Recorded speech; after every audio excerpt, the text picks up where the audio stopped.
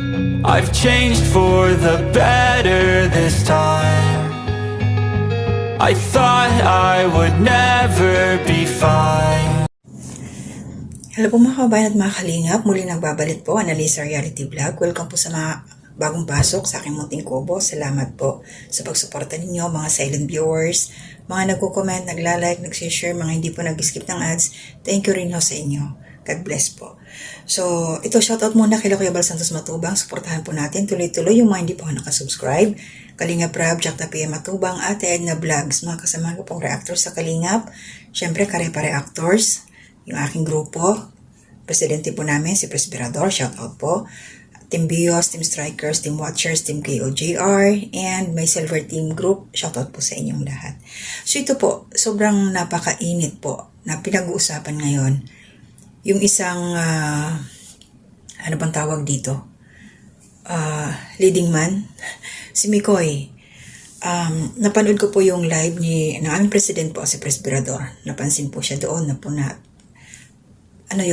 concern lang doon si Presberador, So, ako po yung magbibigay ng opinion. Ito si Kalingap Mikoy, napanood ko rin ho yung niya may mga kasama siya na hindi pa Kalingap. At yung kaibigan niya na yon, tiningnan ko rin, mayroong YouTube channel na yung beneficiary ni Kalingap Mikoy na pinapagawaan ng bahay, 10 days ago, meron upload yung kaibigan niya, yung babae na yun, in-upload doon sa kanyang YouTube channel. So, ito disclaimer para kay Kalingap Mikoy. Hindi ito para i-bash ka, hindi ito para maging negatibo sa iyo. Maging tayo, constructive criticism. Kasi, alam naman ho natin na bago pa lang to si Kalingap Mikoy din, dito sa Kalingap, yung ignorance ng mga rules, hindi yun excused. So, kailangan alam ho natin lahat yun. Ano ba? So, una, sa pagkakatanda ko, ito si Kalingap Mikoy, sumasama ito kila Kalingap Jomar, kila Kalingap Dan, nagmimisyon. Until nagkaroon siya ng YouTube channel, pero, ipinakilala siya kay Kalingap Rab. Nakita natin yon. Ako hindi ko lang matandaan kung kailan ba yon. Basta ipinakilala siya kay Kalingap Rab at yun, na-endorse na nga na mag-charity. And the same time, nung na-confirm yun, kumbaga nabasbasan siya as Kalingap vlogger na, Kalingap charity vlogger, doon yung time na ribbon cutting sa bahay nila Ingkit. Yun sila, nanumpa. Si Ate Edna ang sa kanila, nagpapanumpa doon sa ribbon cutting na yun. So bakit ko to sinasabi?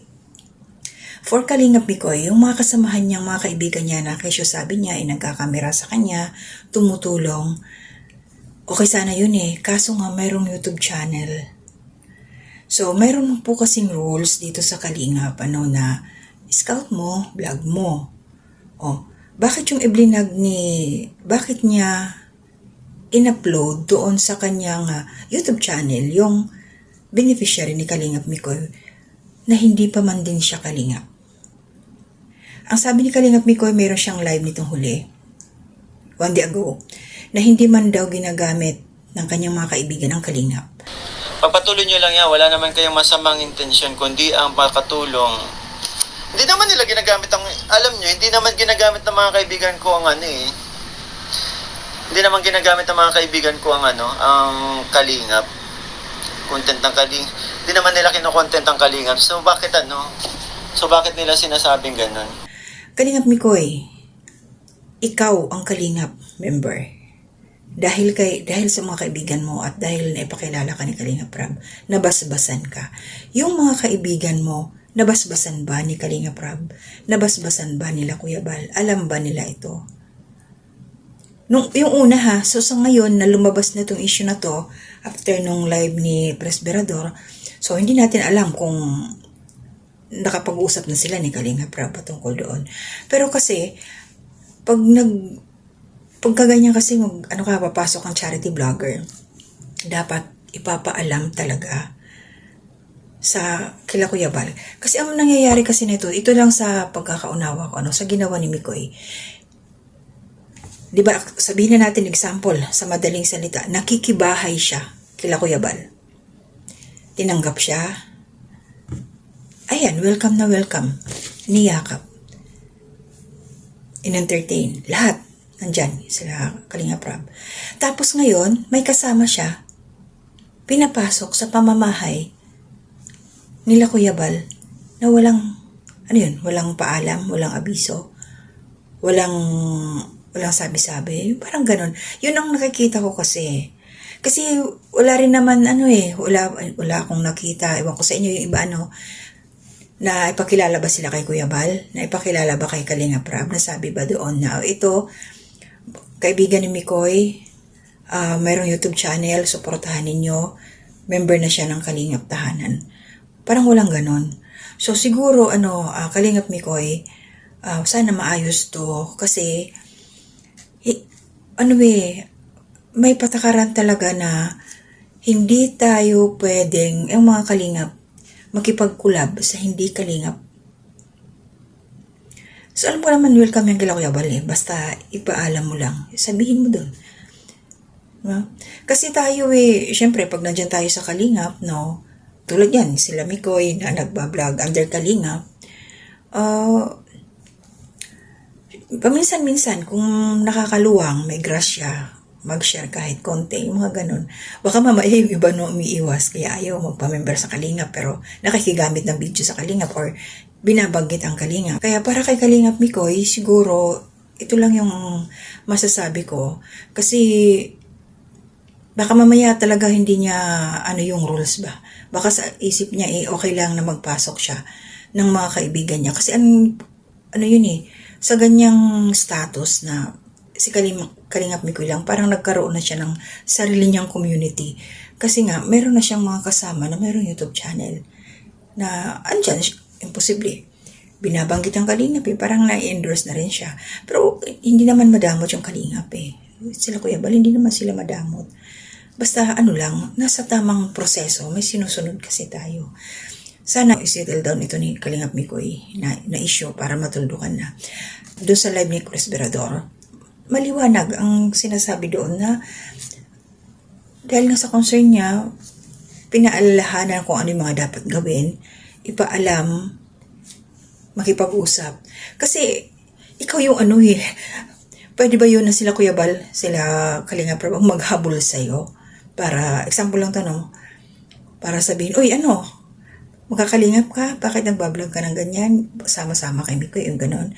Parang, syempre, kumbaga, ikaw ang pumasok sa loob ng tahanan. Ikaw ang magbigay ng respeto. Parang ganun yun Mikoy, sana naintindihan mo ako. Ang pinupunto ko dito. Kasi naghata ka ng kaibigan na hindi alam ng may bahay. Remember, ang founder, si Kuya Bal. Ang vice, si Kalingap Rab. Diba? So, yun lang yung sa akin. Dala lang din to ng pagmamalasakit. Mabait naman si Mikoy Yun lang, meron lang talaga siguro siyang hindi malinaw para sa kanya. Kaya, ang akala niya, porket kasama niya, hindi naman ginagamit yung Kalingap, pero siya ang Kalingap, ay, hindi po pwede yun. Kasi, bawal talaga na makipag-collab sa hindi pa Kalingap. So, sana talaga, mag-reach out si Kalingap Mikoy sa kataas-taasan. Tsaka may maraming nagre-reaction sa kanya. Panoorin mo Mikoy, huwag mong iwasan kasi pag iniwasan mo yung ganon, hindi mo inaharap yung problema, kaduwagan yun Mikoy. Ito lang yung opinion ko, harapin mo. Kasi parang katulad nabanggit niya ang kasamahan namin si Hasa, nag-reaction sa kanya, ayaw niyang panoorin. Huwag niyo sayangin manood. Oras niyo kay Hasa, toxic yan, block yun. Bantayan niya kaya sarili niya, huwag yung galaw ni Mikoy. Wala, alam ko na yan, wala yan ibang kinokontent sa akin kundi paninita. Ay, wala daw magandang sinasabi patungkol sa kanya. Hindi, Mikoy. Kasi doon ka matututo. Constructive criticism na lang ang isipin mo kasi hindi ka marereaksyonan ng ganito para maitama yung mga kailangan ayusin kung walang nakikitang kamalian. May mali kasi May mga rules talaga kasi sinusunod ang Kalingap. Baka hindi pa niya ito alam. No? So, kailangan talaga mas seminar siguro. Peace tayo, Mikoy ha. Basta, ayusin mo para matigil na yung issue na to para sa'yo. Tuloy-tuloy lang. Pagsubok yan sa'yo Sabi nga ng iba sikat ka na kasi Mikoy, kaya marami ng marami ka ng basher. Tapos, kumbaga, sinasamantala daw yung mga reactor daw na mahihina yung views, ginagamit si Mikoy.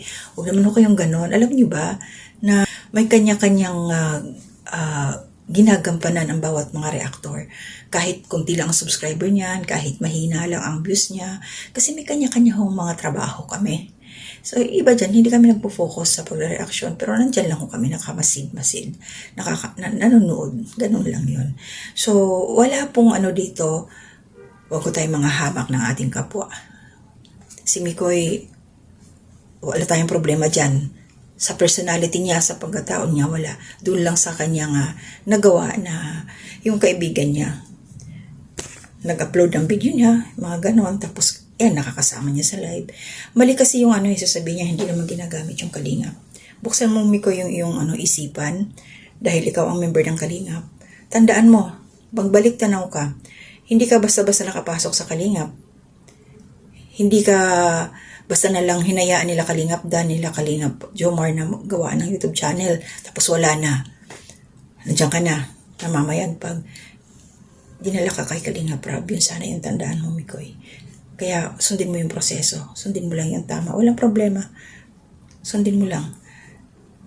Kasi makikita yan nasa Kalingap yung kaibigan mo, kasama mo paano na lang kung may mga mangyari, di ba?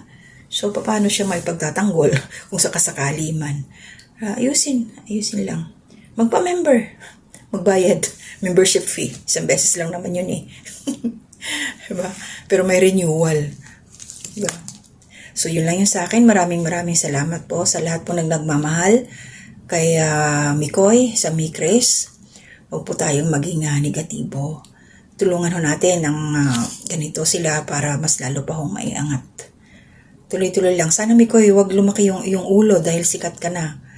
Sana huwag kang stay humble lang, Mikoy. Hindi pwedeng basta huwag kang maging mayabang para lalo ka pang mahalin. Ba? Kasi baka mamaya habang tumataas na yung lalong nagiging sikat ka na, baka lumipad ka na Mikoy. Huwag kang makakalimot, walang tao ka, hindi ka ibon na lilipad, pakpak. Stay on the ground. Yung mga paa, dikit sa lupa pa rin. So maraming salamat muli. At ayun, shoutout po kay Nanay Soledad Belmonte, Ate M. Scords ng Calamba, Ate Ninette, Ate Marilyn, Corsamiliano Ralph, Ma'am Lily Ubilia, shoutout po. Sila Kindred TV, shoutout po sa nating mga kasamahan din po, kalingang partner. Ma'am Susan Dairo, Ma'am Pia Cash, Ma'am Amy Bayogo, Wolf's Tradition, pinsan ko. Ma'am Aisa May, Dumasapal, shoutout po. Mga friendship ko din. Hindi pa sila kalinga, pero nanonood. Ayan. May mga YouTube channel, pero lang. Nandyan lang sila sa tabi-tabi. Nakasupport lang. Mga silent viewers. And yung mga hindi ko po na-shoutout, nandiyan sa comment section, thank you po sa inyo. Salamat po sa mga nanood dun sa aking upload patungkol kay Kalingap Rob. Pag-congratulate ko, thank you sa inyong lahat. So hanggang dito na muna ako. Yung mga hindi ko na-shoutout, always po, gaya ko na sinasabi sa inyo, lagi kayo nandito sa puso ko. Maraming salamat kay Bayona TV na naging daan para nandito ako ngayon sa loob ng Kalingap. Kila Ma'am Fleurs, salamat din po. Siyempre, mga kasamahan din natin yan, namin mga reactors. Alminda Mix Vlog, shoutout. Kalingap Turak, shoutout. Kumusta ka na, Kalingap Turak? Ang taong gala, shoutout din. So, ingat po tayo. Bye-bye muna. To God be the glory.